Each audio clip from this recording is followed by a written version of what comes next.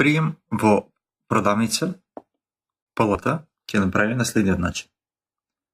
Бираме продавница, прием од добавувач, може нов документ, добавувач.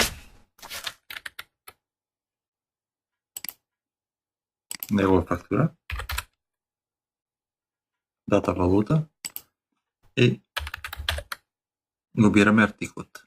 Еве тест 5, пред малку што го внесов. Тест артикл 5%. Количина 15. Цена со ДДВ 14. Малопродажна цена ќе внесеме сега рачно 20. Нов артикл од 18%.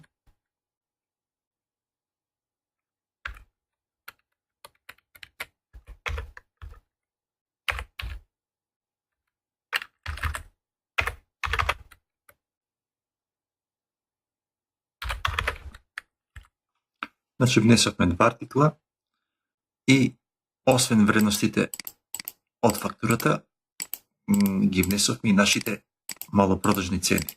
Значи во моментот одлучивме дека набавката ни е 14 со ДДВ, ќе продаваме 20. 100 денари, ќе продаваме 200 денари. Ако овој артикл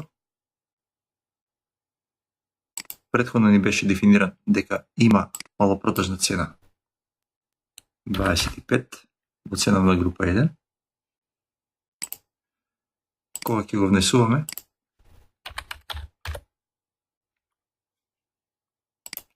автоматски ќе не излегува оваа цена во рубриката за малопродажна цена.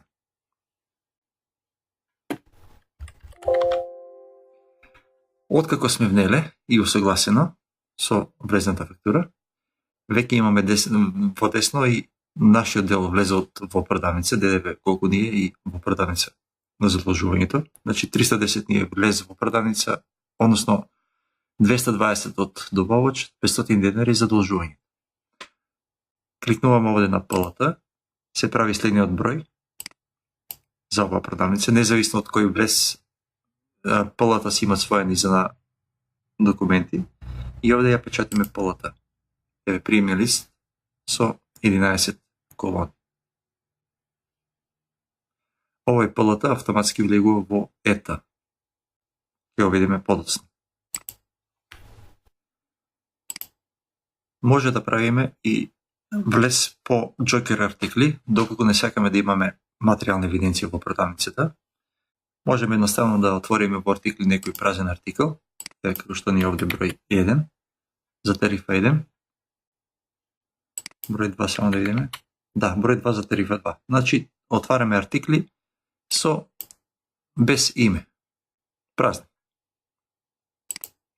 И сега, во влезот, бираме артикл број 1, празно, но овде имаме опис плюс. Ако го штиклираме, се отвара една колона за дополнителен опис.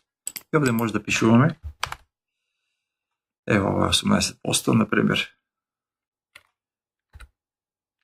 четки за заби. 10 набавка 1500, продажна 200. Од тариф од 5%.